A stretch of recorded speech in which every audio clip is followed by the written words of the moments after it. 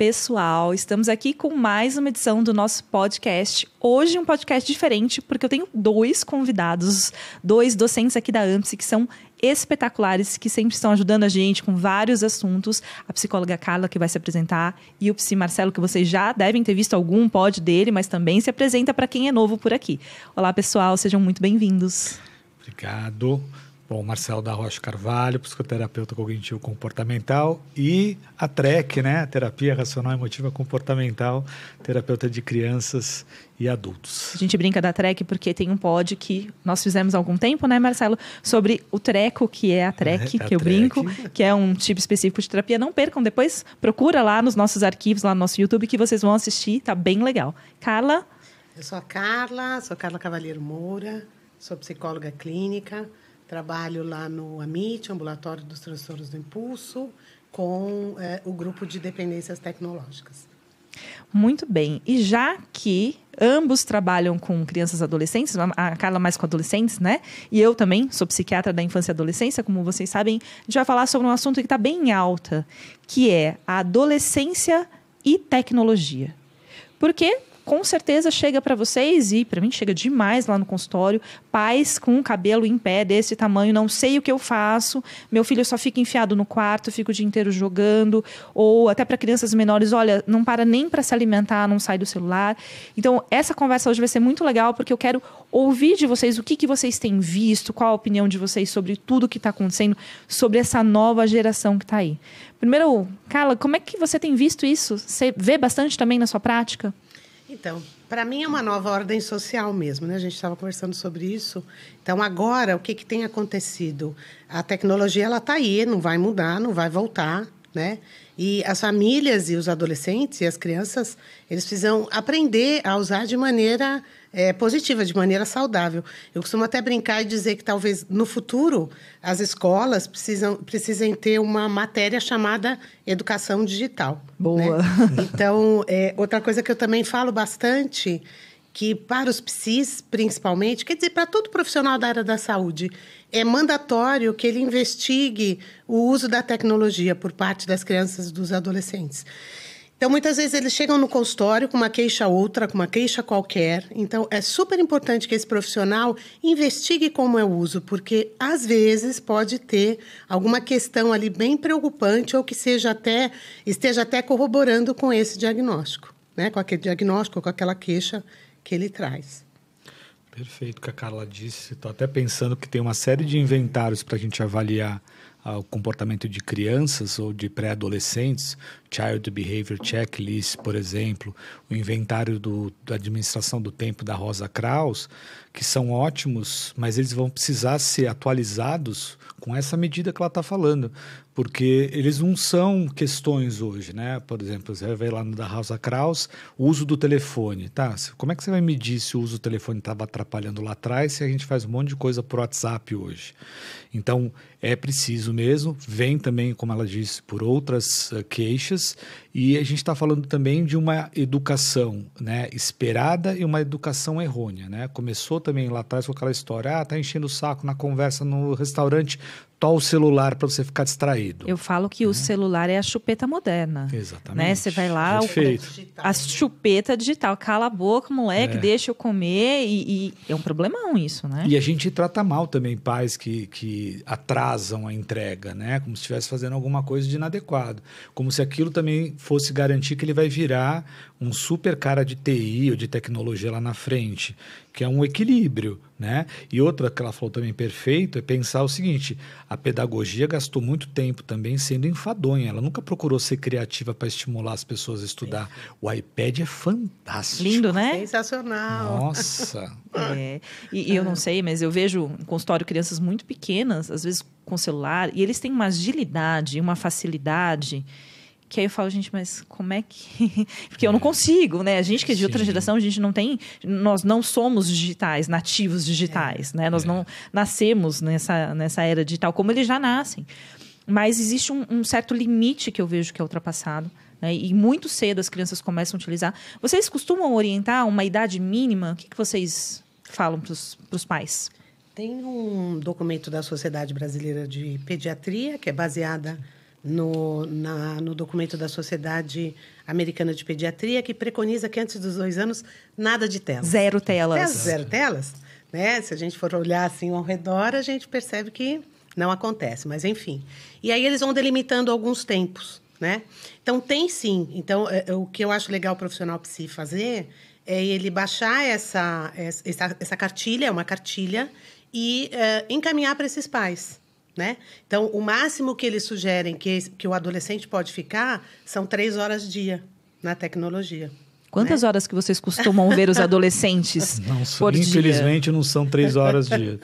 E a gente sabe também, assim, né, a questão também do uso de telas, que são das mais variadas, desde o celular, o videogame numa televisão grande, ou ver também televisão, algum programa, seriados agora, você tem um aumento de transtornos do sono nessas adolescentes, que antigamente não era uma queixa esperada, né? Você tinha coisas de hipersonia e você tem agora aumento de enxaqueca, dificuldade para entrar no sono, despertares ao longo da noite, que são relatos que estão intimamente ligados a esses recursos, e mexer nisso é brigar com dragões que estão achando que estão perdendo direitos, né? Cumpri minha parte, eu tenho que... Meus amigos estão lá, né? Tem também essa história dos amigos virtuais. Agora estão 2 tipos de amigo. Um amigo que você talvez nunca viu, que você tem intimidade, e um amigo concreto que é mais difícil de chegar na sua casa, porque a gente está num mundo cercado de preocupações e violência. A gente prefere também. E fora as pessoas que vão atrás de fazer golpes, de criar problemas até com relação a questões de pedofilia, de sedução, que são outros problemas. Sim. Tá? Você tem uma exposição ali a várias coisas, né? Desde a exposição à tal luz azul, que é essa luz que altera ciclo sono-vigília, e realmente você tem razão, a gente acaba vendo crianças e adolescentes que não deveriam ter transtornos do sono, com totalmente o horário bagunçado por conta dessa exposição que é excessiva e muito prejudicial, porque quebra, né, aquele ciclo que é tão importante. E esse ciclo está relacionado a várias outras coisas. Apetite. Sim. Por exemplo, quem não dorme bem acaba tendo obesidade, então a gente acaba vendo outras doenças, distúrbios metabólicos. Quer dizer, é uma cadeia de coisas, né? Existem estudos mostrando também aumento de problemas oculares por conta, né, do excesso de telas. Então a gente não está falando só de questões psíquicas, a gente está falando também de questões físicas. E não sei se vocês têm às vezes, essa experiência de ver os adolescentes na frente do videogame, com o microfone aberto, todos eles falando ao mesmo tempo, um xingando o outro, e tem também uma expressão de agressividade absurda, coisas que talvez a gente, se ouvisse numa classe próxima, viria uma agressividade assim, a ser questionada, né? De xingar a mãe, de xingar não sei mais o que, de forma extremamente rude. Né? E que eles às vezes também estão nesse mesmo sistema, só que estão com fone de ouvido, a gente não está assistindo nada, não está conseguindo ouvir nada. E é sério. Eu acho que tem um problema aí, né, Marcelo? Bem lembrado isso. Que a gente vai normalizando algumas coisas para o adolescente. Né? Então, as experiências que ele vai tendo, que eles vão tendo, são experiências em que esse tipo de agressividade, esse tipo de fala, essa forma de lidar um com o outro é normal. A agressividade vista também é normal. Então, a questão é que isso vai ficando como algo comum, como algo normal. Então, há um perigo aí, né? Afora que, quando eles estão ali no jogo, eles entram naquilo que a gente chama do estado de flow, né? Eles ficam numa imersão em que aquilo faz com que ele se desligue de todas as outras, né? De todos os aspectos ruins da vida, e começa a projetar que ali é um lugar legal, é um lugar seguro, é um lugar bom, é um lugar que me dá tudo aquilo que eu preciso. O mundo perfeito está ali. Né? O mundo perfeito. Né? Que é esse escapismo aí também de, às vezes, uma família disfuncional, às vezes uma realidade concreta que é eu tenho que ir para a vida, fazer contato, conquistar as pessoas, ser legal, aguentar a frustração de não ser tão legal. Né? Então, a vida acontece de uma maneira absolutamente diferente da vida que acontece online. E isso é super importante de nós adultos, a família, o psicólogo, trazer essa consciência, essa reflexão, né? Para o adolescente, principalmente. A história também da vida instagramável também, né? Tô lá no Instagram, na minha casa, triste com alguma coisa, e eu vejo que meus amigos estão no lugar e não me chamaram. Tem uma simultaneidade de informações que talvez na minha época, lá atrás, iria incomodar no dia seguinte, teria tempo de reagir de uma outra forma, alguém viria me consolar. E aí também umas trocas de mensagens, uns brigando com o outro, porque que não foi chamado. uma coisa ostensiva, né? Então, são tantas frentes, né? Como a Carla falou, tem que avaliar exatamente qual a extensão do uso, porque a gente às vezes não sabe. E o pai também, quando ele interrompe, ele sofre muitas vezes uma agressão também por quebrar esse flow que ela está falando. É uma coisa disruptiva, assim. O que é? O que está acontecendo? Né? E aí as questões de educação por pais ocupados, um mundo exigente. Muitas vezes a culpa, né? A culpa também, né? Porque como eu tenho culpa, porque eu trabalho o dia todo, então eu permito mais coisas. Eu vejo bastante isso na prática. Pais que não conseguem também participar, às vezes, desses tipos de jogos, fazer algumas coisas juntos. Tem voltado uma moda de jogos de tabuleiro, tem sido muito interessante para essa história, para as famílias, né? Mas ainda são os jovens mais velhos que estão trazendo, a gente tem a torcida de que se imponha. Mas eles já chegam com a coisa, isso é chato, isso é monótono, né? Porque, assim, realmente, você vê lá um Call of Duty, esses jogos de matança, né? Você não vai morrer, vai fazer um monte de coisa, né? E você ainda vira herói e tá tudo certo. E é lindo. Sim, e cada vez mais os jogos têm gráficos perfeitos. Sim, é uma coisa que eles são muito sedutores. Inacreditável. Em todos os sentidos, visualmente. Visualmente. Esses dias meu marido estava jogando um joguinho de basquete. Eu falei, isso é um jogo, isso é um jogo virtual. E eu fiquei olhando e eu fiquei super na dúvida se era de verdade ou não. Assim, fantástico, de tão perfeito que tá a coisa. Então é nesse mundo que eles estão vivendo. É nesse mundo que eles vivem. E aí, às vezes, eu me assusto, mas eu tenho relatos de 14 horas de telas por dia, 10 horas de tela. E aí, uma agressividade muito grande desses adolescentes com os pais. Como que vocês, na prática, orientam esses pais a lidarem com esses adolescentes que ficam furiosos quando o limite não é imposto, né? Porque provavelmente não foi imposto desde uma infância tenra, então já vem com um problema crônico relacionado à imposição de limites. E aí chega num momento que começa a ter tantos prejuízos que os pais se veem nesse lugar de agora eu preciso fazer algo, mas aí já é mais complexo. Como que vocês veem isso na prática? Como é que vocês orientam esses pais? Eu vejo que é assim, né? A gente vai dando uma mensagem subliminar para essas crianças de que ela pode usar o tempo que ela quer, porque ela está vendo só a galinha pintadinha quando ela é pequena, às vezes, né?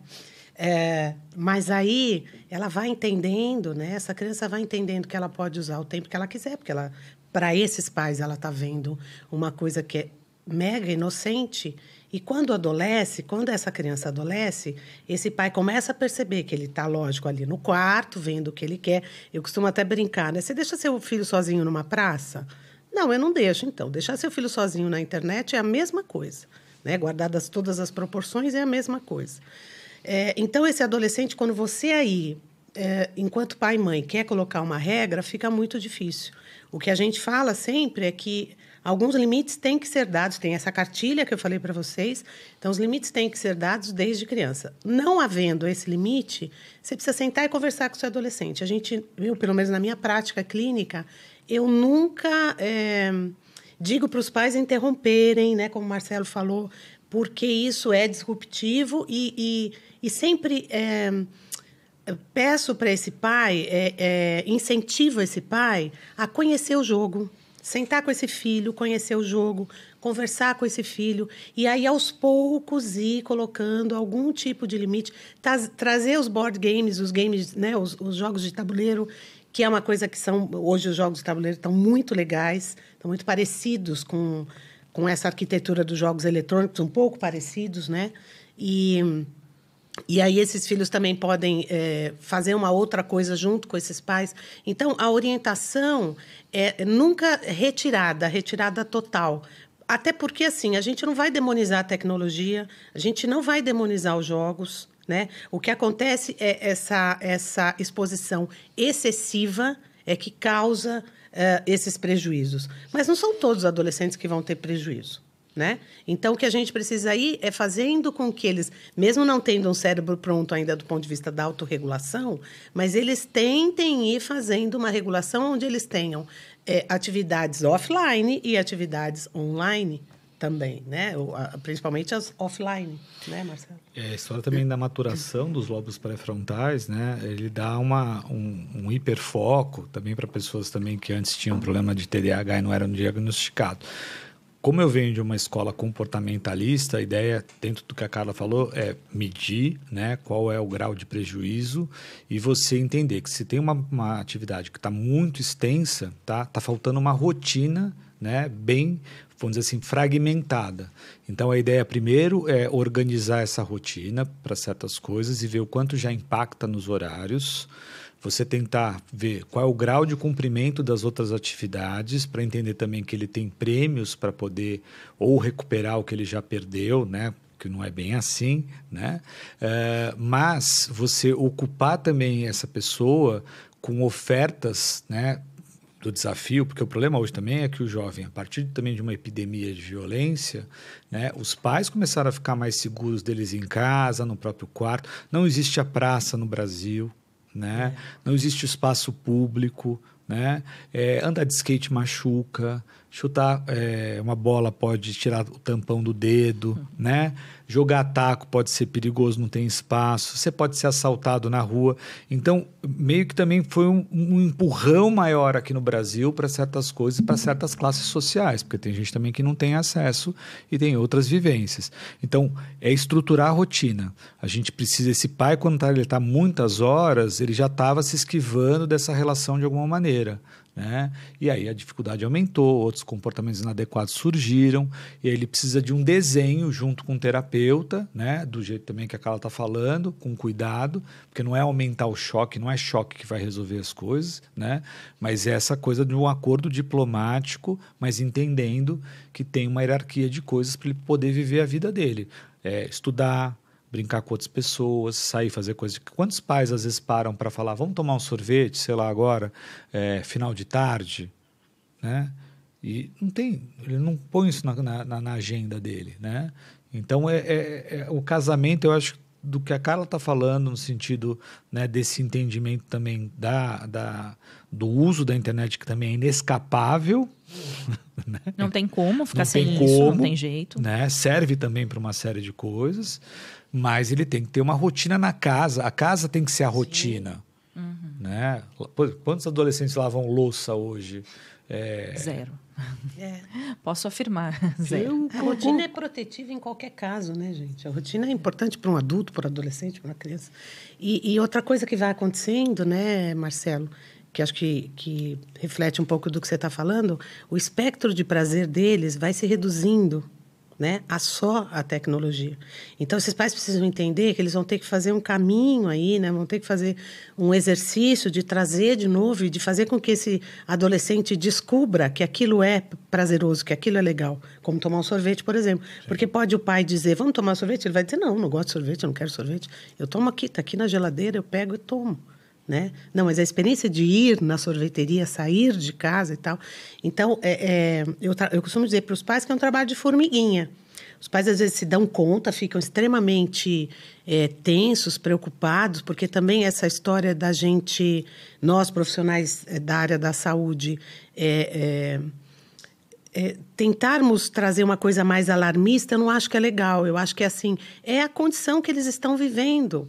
Então, não é normatizar, é olhar, mas é acolher, é ajustar, é dar ferramentas, né? Então, muitas vezes, os pais, eles acabam se desesperando e eles acabam criando um abismo muito maior entre eles e os filhos. Porque aí começa, né, uma coisa mais opositiva, né? Com uma coisa certeza. mais... aí vai piorando a situação. Deu aquela, né, noção, mais ou menos, de que a conta de luz é paga pelos pais, né? De que tem a Enel, né? De que se não pagar a coisa... Né? Eu acho que tem umas coisas assim, simples, né? Que talvez outras gerações... É como se fosse tudo on demand mesmo. Eu quero ver o Netflix. Existe não só a propaganda, mas o pensamento mágico dado pela propaganda e pelo alto nível de recursos. E isso muda a cabeça das pessoas. Tá tudo ali na mão, né? Legal. É coisa meio psicose induzida, sabe? Assim, eu posso imaginar o mundo que eu quero a qualquer hora. Sim, não é assim. Sim. E, gente, quando a coisa fica tão grave que ocorre recusa escolar, vocês têm pacientes assim? Hoje em dia não mais, mas já tive. Porque de ficar quase 2 anos sem... Eu tenho alguns casos assim que são assustadores, de crianças, mais adolescentes, que ficam num mundo virtual tão grande que se recusam a ir para a escola e quando vão para a escola, que os pais tentam a todo custo, começam a ter sintomas ansiosos, às vezes crises de pânico, e um manejo muito difícil nesses casos. Como é que foi essa experiência que você teve já, Carla? Olha, na verdade, a gente conseguiu fazer um trabalho com escola, pai e adolescente. Só aí a gente conseguiu, então a gente tentou achar uma escola não tão conteudista para esse adolescente se sentir um pouco mais acolhido, fazer um trabalho de consciência com esse adolescente e de orientação com esses pais. Mas o que acontecia muito é que esse adolescente ele estava naquela pegada de ser gamer, né? Então ele foi procrastinando a escola, preterindo, e é um menino que performa super bem e que não tem nenhum problema. Se a gente vê os jogadores de alto engajamento, a gente percebe, eles estão, muitas vezes, aqueles que estão nos esportes, eles têm psicólogo, nutricionista, psiquiatra, eles estão numa... Um esportista de verdade. Um esportista de verdade, exatamente isso. E aí, esses outros ficam no limbo, né? Achando que eles podem... Porque é o novo jogador de futebol, né? Eu quero ser o quê? Jogador de futebol. Agora, eu quero ser jogador, ou youtuber, ou influenciador, ou eu quero ser gamer. E aí, a gente foi desconstruindo isso para ele, né? E tentando trazer outras possibilidades. Porque aí, assim, se você é gamer, a escola perde a função, né? Não só a escola. A gente vê que muitas outras coisas perdem a função, né? Então, esse trabalho conjunto é fundamental. Foi fundamental, né? E assim, não tem... Acho que, infelizmente, não tem um manual, não tem um manejo específico clássico. É caso a caso. Esse foi um caso de sucesso. Mas já tive um outro caso em que simplesmente a família desistiu. Esse adolescente parou de vir ao consultório. Então, não sei exatamente o que aconteceu com ele. Que é muito comum, inclusive, né? Os pais lavam as mãos e ok. Mas acho que o foco do tratamento ele começa quando você tem uma resposta de agressividade, né? Estava falando para você antes, né? A questão... Existe um termo técnico em psicologia experimental que chama processo de extinção. Você coloca um rato dentro de uma gaiola e ensina ele a pressionar a barra até beber água. Tá? E você vai fazendo várias vezes e uma vez você suspende. Ele vai pressionar a barra que ele aprendeu e ele vai ganhar nada. E ele faz uma parábola. Essa parábola é cheia de tremores, que a gente chama de jogos experimentais. Esse rato vai responder sacudindo a barra, gritando com a barra, urinando na barra. São respostas de agressividade e de frustração. Então, toda vez que você vai modificar um comportamento, essas respostas pioram muito para depois elas caírem. Às vezes os pais não estão preparados para isso, é inescapável. Mas as respostas de agressividade, quando elas começam a tomar conta, a pessoa fica realmente disruptiva com relação ao uso da internet de qualquer maneira, ali é o ponto com as técnicas de controle de agressividade para adolescentes, para a organização do ambiente, e aí você chega realmente com cortes, vamos dizer, severos para interromper. E aí ele tem que fazer uma escolha ali, não para a internet, né, para o prejuízo do comportamento agressivo. Mas são coisas difíceis também de administrar. Tem que estar todo mundo em harmonia, porque é um susto grande, é um enfrentamento muito forte. Com certeza. Nesse momento, vocês costumam trabalhar em conjunto com a psiquiatria? Sim. Sim, sempre. Sim, sempre. Sempre. Né? Às vezes acontece do adolescente precisa até de uma medicação, às vezes não. Mas sempre tem essa consulta psiquiátrica. Esse olhar, né? Sim, Porque sempre. também comorbidades devem ser bastante frequentes, Sim, eu imagino, não é? sim. Assim, a ansiedade que surge disso, como você falou também, as reações agressivas, de frustração, porque muitas vezes eles não sabem lidar com frustração. Né? Eu observo Você bastante ganha uma isso. baixa tolerância à frustração com maior facilidade do que o normal. Né? Nos dias de hoje, falando de gerações, isso é uma coisa esperada. Mas o jogo, a vida... É aquela história. Fulano está, sei lá, em Riviera de São Lourenço, eu estou aqui. Né? Ele não tem uma precisão, como se fosse um estalar de dedos e a outra pessoa ganha mais do que ele. É um jogo complexo para entender as diferenças sociais, as diferenças de vida, que tem sorte, tem azares, existem limitações, existem vidas simples. né? O Instagram também... Tem um livro que chama Viagem de Heitor, que é muito legal, que é uma historinha feita... É um psiquiatra que é o personagem, ele escreve uma história como se fosse para adultos, como se fosse criança. E ele faz umas 23 regras para viver a vida. E uma delas, né, ele ganha a primeira classe, um upgrade, ele começa a falar, e quando eu voltar para a classe econômica? Ele pega o caderninho dele e fala, ser feliz é não fazer comparações. O Instagram é justamente só fazer comparações. O tempo todo, né, Marcelo? O tempo todo. É o tempo todo, e isso altera bastante a autoestima. Principalmente de quem ainda não tem uma personalidade totalmente formada, de quem está preparado para lidar com aquilo. Que acha que vai dar conta também das suas capacidades, fazer coisas. Em cérebros vulneráveis é uma bomba, né? É uma bomba. É uma bomba, acho que geral, não é? Porque você vê aquela vida maravilhosa e fala assim, mas como assim eu não tenho esse corpo, eu não tenho, né, essa vida legal, como assim eu não viajo para tantos lugares, como assim eu não faço tantas coisas bacanas, né? E eu sempre falo para meus pacientes, olha, ninguém vai no Instagram postar desgraça, chorando, feio, sem maquiagem. Né? Tem uns autores que chegam a certas especulações de que antes certos diagnósticos psiquiátricos só estão diluídos. Antes eles eram visíveis claramente e agora eles estão atrás da internet, do Instagram, tá tudo com lá, outras né? queixas, né? E é igual. Eu brinco com os meus pacientes, às vezes eu falo assim, olha, se você precisar de alguma coisa, você pode ligar aqui no consultório, tem WhatsApp, tem Instagram, você me segue? Não, olha, coloca lá, tal. Eu falo, é uma pessoa bem mais bonita e mais arrumada que tá ali, mas sou eu. Ótimo. Né? Claro, né? Minha foto tá maravilhosa lá no Instagram, não sou boba nem nada. Porque é uma outra vida que ilude. Né? E aí isso também acho que causa bastante problemas, né, para os principalmente nossas crianças e jovens, né? E a gente estava falando de jogo, agora a gente está falando de rede social, mas a gente está falando de dependência tecnológica, né, como um todo. Mas uma coisa que a gente faz também, que eu faço bastante, que eu acho bem interessante, a gente faz lá com os grupos terapêuticos do HC, eu faço no consultório, que é o detox. Que eu brinco que o detox ele pode ser de 10 minutos, até de dias e semanas. Então, a gente propõe, né? Geralmente, as pesquisas mostram que são meninas que acabam ficando mais com o uso abusivo de redes sociais, né? Apresentando mais. E os meninos, alguns artigos, né? A grande maioria tem mostrado isso, e os meninos mais jogos eletrônicos. As meninas usam mais o smartphone para jogar e os meninos usam mais o notebook e tal.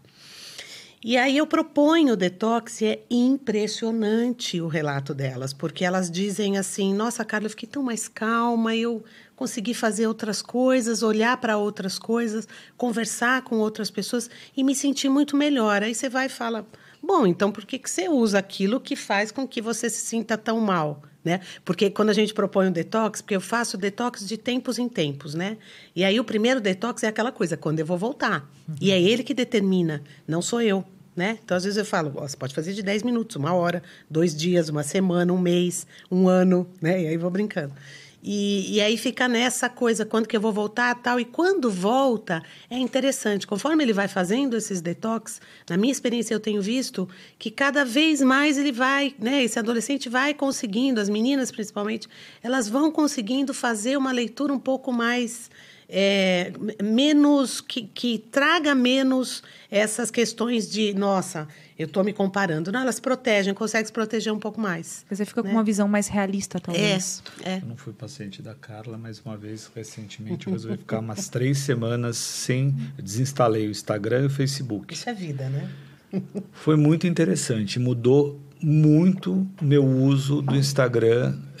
O Facebook acho que nem tem o que fazer.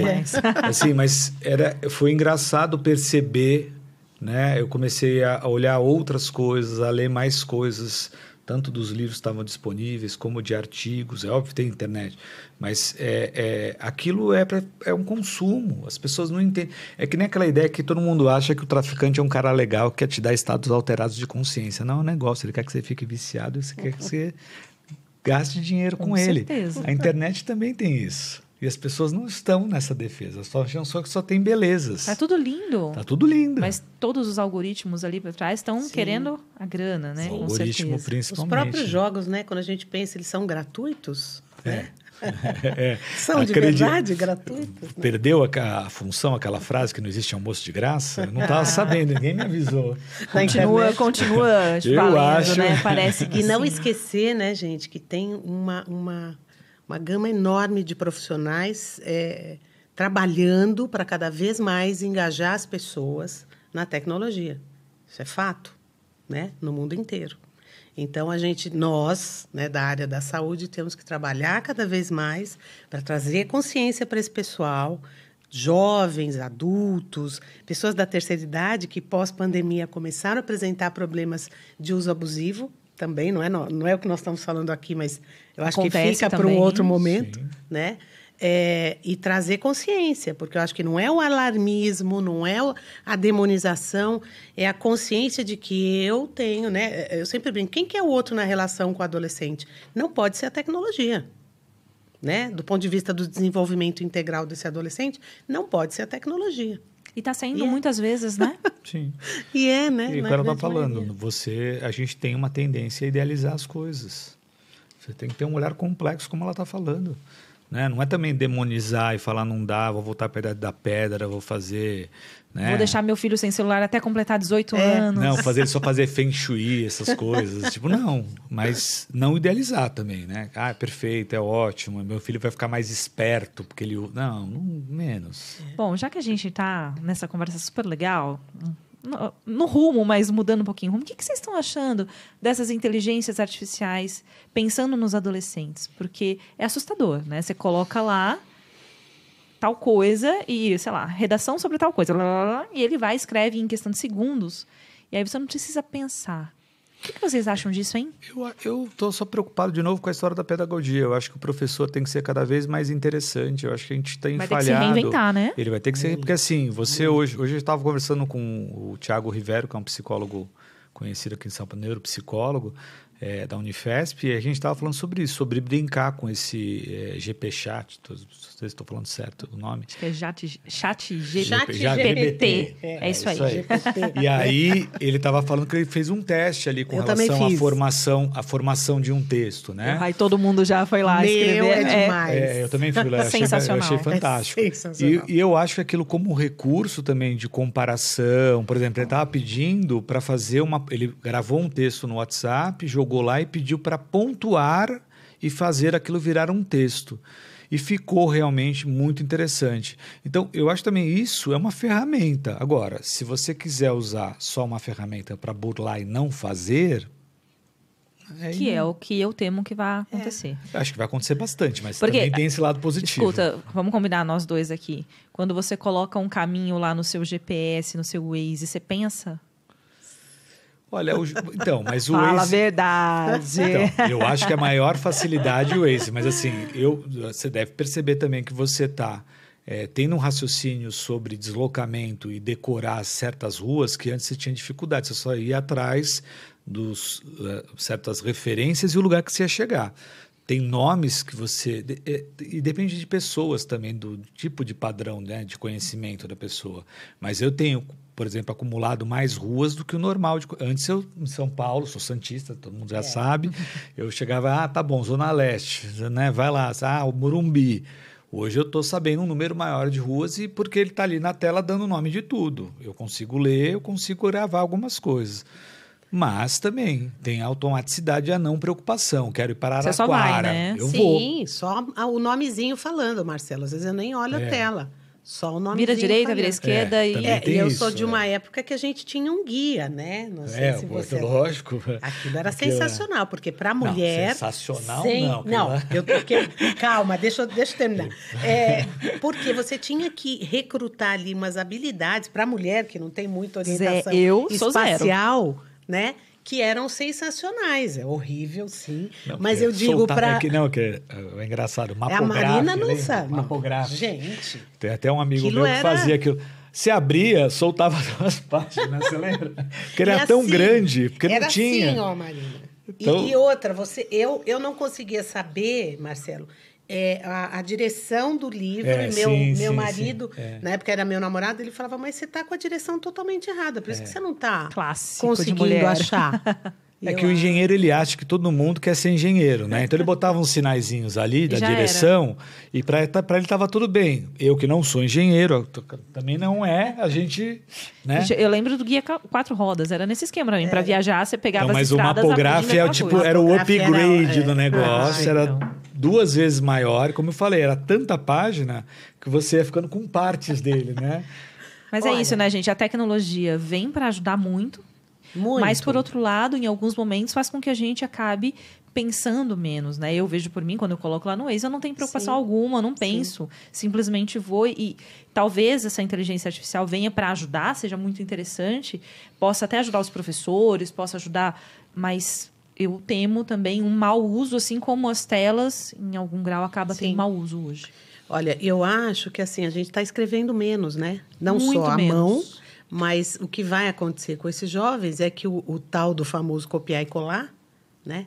Então, a minha preocupação é essa coisa de criar um texto, seja ele online, né, digitado, seja ele escrito. E né? nunca se leu tanto, por cálculos de quanto você vê de mensagem, mas a qualidade do que você está lendo é baixíssima. Bom, veja... E a apreensão, né, do que você está lendo. Erros, né? às vezes, em sites conhecidos de digitação, que passaram, né, ali tranquilamente. Fora que os jovens, pelo menos, né, se comunicam com siglas, né? Assim, Eu li um artigo que eu estou caçando, ele não consigo achar, já faz um tempo, que os jovens estavam perdendo a capacidade de leitura facial por conta deles se comunicarem via emoji. Então, por exemplo, se você faz aquela cara de chateada, ele não sabe, ele não consegue ler, porque ele não está acostumado. A cara de triste. Às vezes a gente fala, você está com uma carinha hoje, Marina, você não está bem, né? Então, essa é uma habilidade social que ele vai aprendendo conforme ele vai interagindo. Sim. E aí, como é tudo por emoji, no início dos emojis eu não sabia o que eles significavam, não enxergo detalhes dele. E aí eu falava, gente, mas a gente que lida com adolescente, eles acabam conversando com a gente via essas, e um né? texto sem uma pontuação adequada vira uma bronca, vira um rolê de briga. Gente, a gente tá voltando para a época dos egípcios, né? Se comunicavam por ser também. imagem, né? Mas se você achar esse artigo, manda pra gente, a gente coloca pro pessoal da AMSI, que eu acho que vai ser super legal, porque é bem interessante. Material que acho que pode interessar as pessoas que estão assistindo a gente, né? Olha, o papo está muito bom, acho que daria para a gente conversar horas e horas e horas, mas eu vou pedir para que vocês façam as considerações finais e aí a gente marca um outro papo sobre outros assuntos depois. Com certeza. Olha, assim, eu acho que o que eu sempre falo, né, para a gente não demonizar a tecnologia com os adolescentes, para a gente acolher esses adolescentes e para a gente trabalhar mais com que esses adolescentes sejam protagonistas da tecnologia, não só meros usuários, né, da tecnologia. Então, a gente trabalhar essa questão do protagonismo com eles, né? 2 colocações. Professores mais criativos usando todos esses recursos, encantando, e ler o livro da Jean Twenge, chamada iGen, falando dessa geração a partir do iPhone, da geração touch, que deixou todo mundo com muita baixa tolerância à frustração. Eu acho que é uma leitura importante, mas pensar pedagogicamente a vida além da diversão só com o jogo. Bom, então eu vou aproveitar e fazer um convite para você, Marcelo, para você gravar para o pessoal da AMSI uma resenha desse livro. Bom. Assim, deixa todo mundo com mais vontade de ler. Eu inclusive, quero ler. Eu acho que até eu gravei. Eu só não sei se tá...